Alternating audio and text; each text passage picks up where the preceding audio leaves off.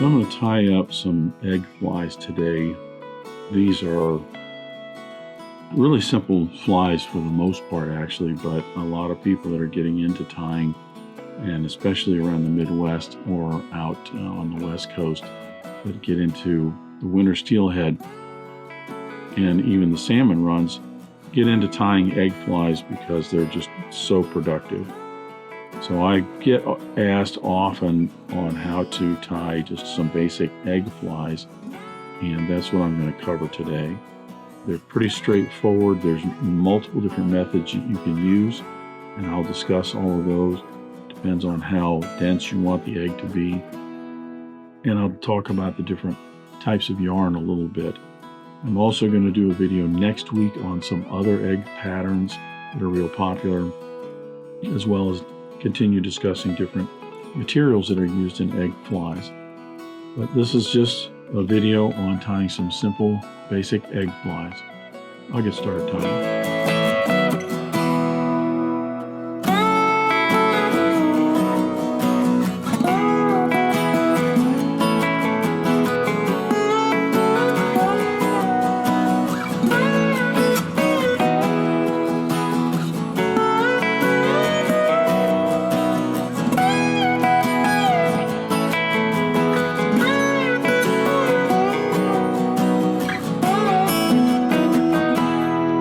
Start this basic egg fly with my hook on the vise. I'm using a Tiemco 105. This is a size 4 for these flies. I'm going to do a number of different patterns today, different ways of doing eggs. As I mentioned, eggs are pretty simple. They can take a little while to kind of get the hang of it and understand them, but at the same time, in terms of fishing them and what is effective in the water, they're very, very simple. For thread, I'm going to use this is a Wapsi UTC 140 denier in a fluorescent fire orange. I'm mostly using a orange egg yarn today, so I'm just going to stick with this orange. It doesn't have to match up. Like I said, they can get complicated. Some people get really, really persnickety about their egg flies in terms of the shade, the color, thread used, all that sort of stuff. But now this yarn that I'm using here is just a Wapsi egg yarn. It's a very, very straightforward yarn. Been around for a long, long time. There's a number of different yarns I'm going to use in a minute. It's called the Glow Bug. Also in a kind of fluorescent yarn. Let's see what color this is. Light roe is what they call this color. The straightforward basic egg fly is just this. You're going to take the yarn, you're going to get a couple wraps around this, and you're going to tighten on that thread to compress that yarn. You can stretch and twist that yarn a little bit like this. You really want to get that tight down the hook shank. Not too many wraps, because the more wraps you get on here, the more it's going to spread the two sides of the egg apart. Then I'm going to put in a few wraps in the front here to anchor all of that. 4 or 5 turn whip finish.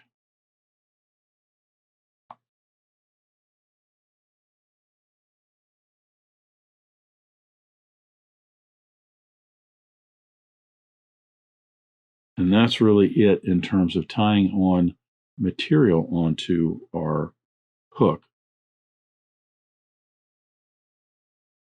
The real catch comes when we go to trim it. What we're going to do is we're going to hold both of those pieces up here, and I'm going to trim this right across, keeping in mind that the length, this would be the radius, from that hook shank right here out, is going to give us the size of our overall egg. But the trick is you want a nice sharp pair of scissors. So as you trim this right across here, it's one nice clean cut. If you have to hack at it, it's not going to turn out as well.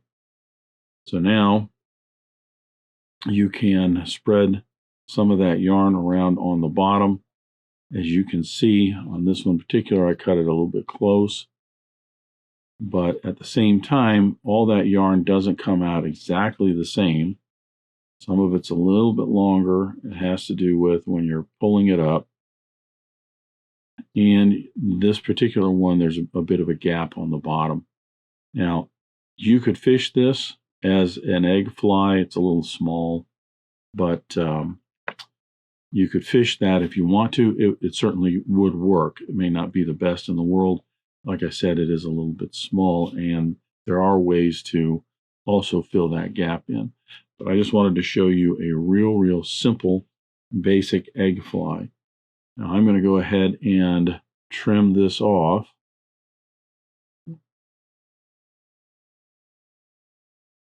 And then I can use the hook to demonstrate another method. There's a number of different ways to tie these, as I said. These are just some real simple, basic ways.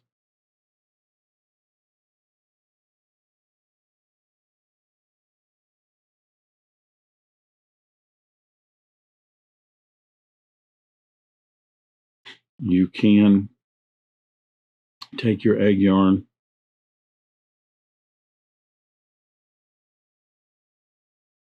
take two pieces here, one on top, one on bottom. Some people will even tie in three pieces, two on top, one on the bottom. Get these tied in nice and tight. Now, aside from this 140 denier, you could use a gel spun also. Don't know if a gel spun I haven't seen come in bright colors. Usually it's black, white, or even a fluorescent chartreuse. But the gel spun is very strong. You can really pull on it. Plus, depending on how you tie the egg, it's all going to be covered up anyway. You could certainly at this point also put in a drop of glue before you trim these if you want to kind of secure the middle of that up. So I'm going to do that here just to demonstrate. Throw in a little glue right here, up there. Just secures it a little bit. And what we're going to do the same thing we did with the other egg fly, but we're going to do it from the top and the bottom. So I want to hold this nice and taut. I'm going to trim this right across. And then I'm going to flip this over and do the same thing. The trick here is getting these where you cut this from the same distance from the shank of the hook out as you did this one. Because if you have them off,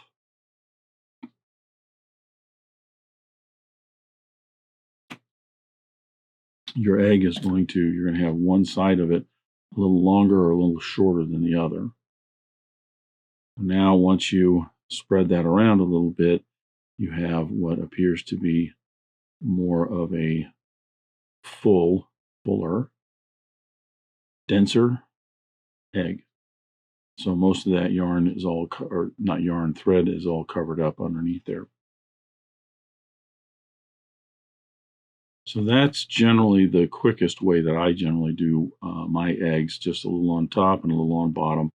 Takes a little practice to get the hang of cutting them so that they're even. Even if they're off a little bit, you can do some trimming on those. That's up to you. And again, I wouldn't, if you're going to be fishing these, I personally am not going to get too hung up on them being just round and perfect.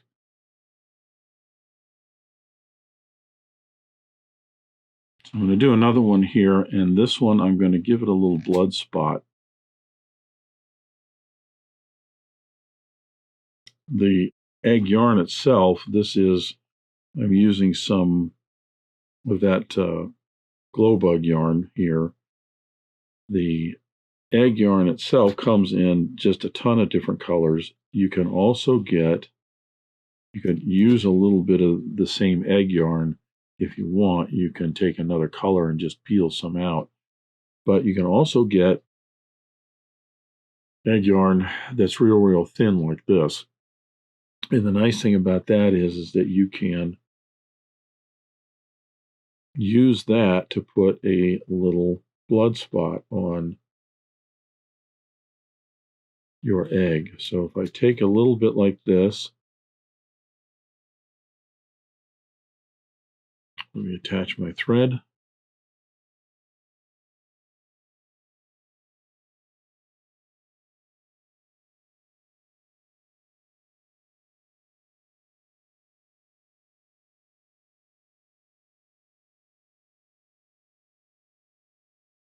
I like to give the thread a little bit of a clockwise twist to help tighten it up a little bit. If I take this yarn that I'm going to put on top, and I put this thin yarn right up on top of it like this, you tie that in.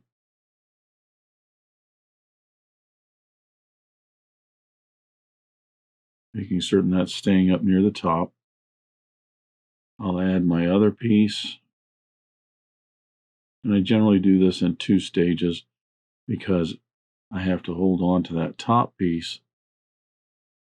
When I tie that in, it's harder for me to hold the top piece with the thin yarn for the spot and the bottom. Once I get those tied in, I can then brace those to tighten down on that real well.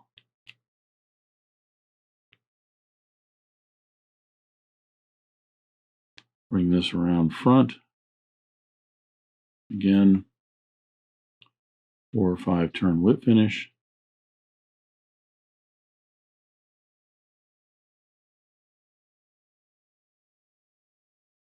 Trim away the thread. Little head cement. Soak that right down in there.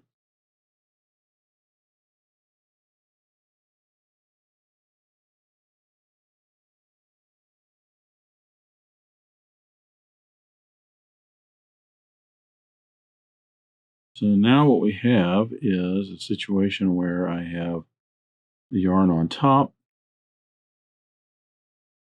That mixed up a little bit there. With the contrasting, what I'll call blood spot yarn. I'll hold that up just like we normally would. And I'm going to cut straight across. And then flip this over. Same to the bottom. Usually about the gap of the hook. What I do. Now, when we fluff all this out, you see we have just a little spot right there that just gives it a nice contrast. Some people will use a dark red. You do chartreuse and yellow, all kinds of different colors. And really, if you ever look at eggs that salmon lay in the water, they really have just a myriad of different colors and different shades to them. That's why there's so many different yarns and things out. But that's how you can do just a quick little blood spot.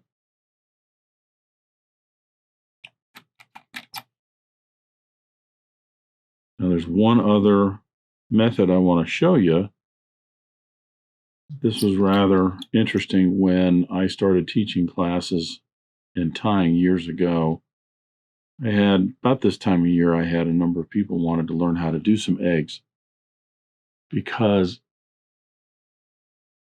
the steelhead that are wintering over up in Michigan, egg patterns right now are still very popular, even though most of the eggs from the salmon run and everything are all gone, but they still key in on them. So the egg patterns do real well. And then in the spring, they're also going to do well as the steelhead are spawning. One downside to doing eggs the way that I've demonstrated so far is you end up with a lot of offcuts like this, that it's just too small to really do much of anything with. You could certainly try to tie some eggs with those, but you end up with some waste here. A number of years ago, there was a tool out that I don't know that you can get this anymore. It was by Alaska Trout Fitters. It's called an egg gun. And it's kind of interesting, really. All it is just a small tube right here that you feed your yarn, and in this case also some for a hot spot right here in. And the idea was it, one, helps speed up the process of making eggs as well as minimize your waste. Once you thread that through there, the idea is that you're going to have, this is half whatever egg you're going to make. You would tie this in right off the end of that tube. You get a few nice wraps in there to secure that. Then you're going to pull the tube this way. This is going to more or less be the length of the other side of that egg. If you were to cut that right there, then you'd have your egg. However, you've got nothing sticking out of that tube. The idea is to take the tube twice that distance. So now when I am cutting this off right here to make the other side of that egg,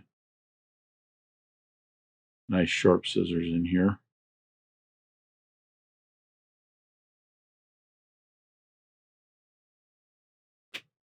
I now made the other side of that egg, plus I have half of my next egg already sticking out the tube.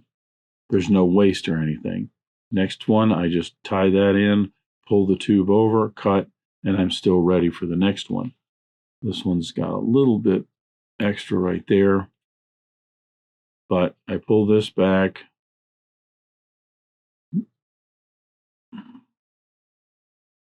tighten that up, pull this back, and tie this off. And this one's a little bit crude, but you get the idea. I'll redo that here in a second. But you get the idea that now you have, your egg done. Let me do that again. I'm just going to cut this off. It's always a good idea to have a fresh razor blade so that if you have to cut any of that off, you can real quick.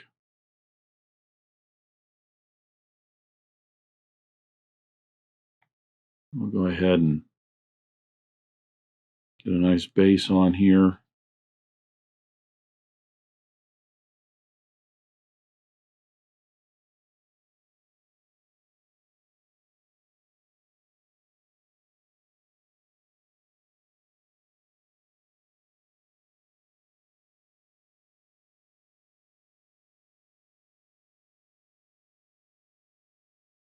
You could even secure all of this before you even cut if you want.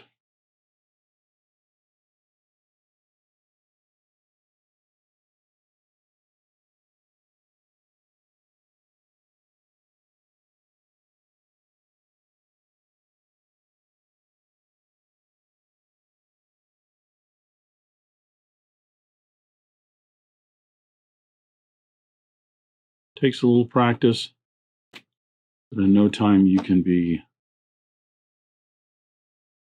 getting a bunch of different eggs out fairly quickly.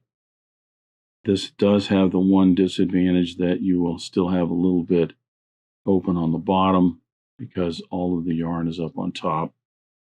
That, however, it works just fine in terms of an egg for fishing with. Trust me, that would work just fine. So that's an egg gun. The interesting thing is, as I was teaching these classes years ago, I had a friend of mine who brought in, essentially this is the tip off of a caulking gun, and you can buy these tips separate if you want, and you basically just cut the end of that however you want, and the egg gun comes actually with this wire. It's a little threader, but if you run that down here, this little tube here, you can then hook your egg yarn, and in this case I'm using some light pink for a spot in it, The idea is that you hook that on there, and then you run this back through, threading your egg gun, as it were.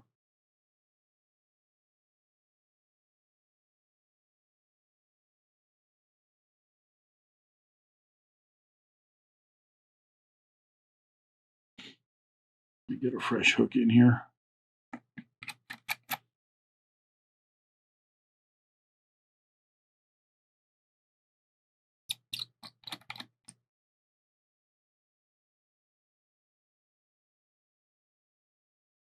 I'll attach my thread.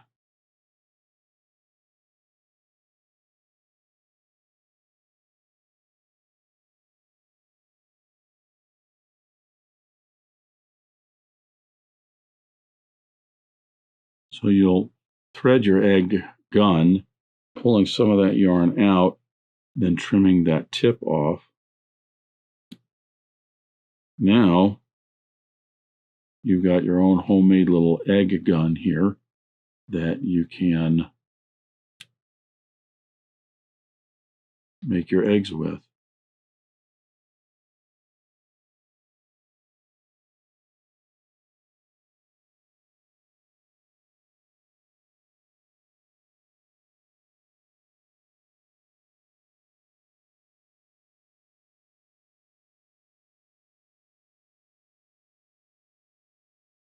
Yeah, it's real important that you really get that thread cranked down on that yarn.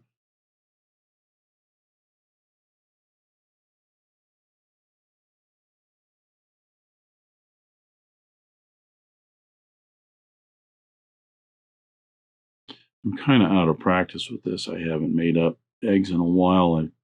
I actually years ago had made up so many different eggs that as far as my fly boxes are concerned, I have tons of them. They really, really are pretty straightforward and easy once you start to get the hang of making egg flies. Let's see, then same thing with that egg gun. You just pull that out, cut that across. Now you have an egg, a little spot on it, on a big. So the egg gun is basically, it helps to speed up the process for one, and it helps to mitigate some of that waste.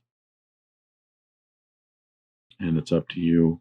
I mean, if you use like a big pen or something like that to make your own little egg gun, it might speed things up. Often in these videos, when I'm talking about tying flies, I mention that there is a balance between how much time you put into one fly, how much effort, material, other things that you put into one fly, versus cutting some corners or not making it bomb proof, and that time spent putting in that extra work adds up to 2 or 3 or 4 more flies. These egg patterns are a perfect example. You could sit down with the egg gun or just with the regular egg yarn and a box of hooks, and in an hour you can have a dozen of these things tied up. You put in 2 or 3 hours, you're gonna have a whole box full of different shades, different colors, different sizes. Don't get too hung up on the size of the egg or how compact it is. I think if you're looking for something that's going to be much denser and look fuller in terms of not having a little bit of an opening at the bottom, then you're looking at a little yarn on top and on the bottom. And like I said, some people will put two bits of yarn on top, one on the bottom, or 2 on top and 2 on the bottom, and they get a nice full dense egg. But they're fairly quick, easy flies to tie, and in no time you can have a whole bunch of them done. And as you do them, your skills with it will get better. The most important thing is having a really, really nice sharp pair of scissors that you can just cut right through in one clip, as opposed to trying to hack at it. So that's a basic egg pattern. Next week I'm going to do some more egg patterns, looking at some quick and easy egg patterns that you can do, like a veiled egg or a clown egg and things like this, that are popular patterns, but are a little bit different than just your basic egg. Thanks for watching today. Thank you for joining me at the Vice today. I hope you learned a new pattern, at least a tip or trick here and there. If you'd like to help Dress Irons, you can like, comment, share, subscribe, all those wonderful things for the video. You can also head out to dressedirons.com where you can buy flies, tools, stickers, and merch, or you can join a growing community over on Locals at the Dressed Irons Fly Tying Guild. You can also donate to Dressed Irons if you want through the link at the bottom of the description. I thank everybody for their ongoing support, as it really does help the creation of these videos. And what's important is to remember, only fly tying. You're not having fun, you're doing it wrong.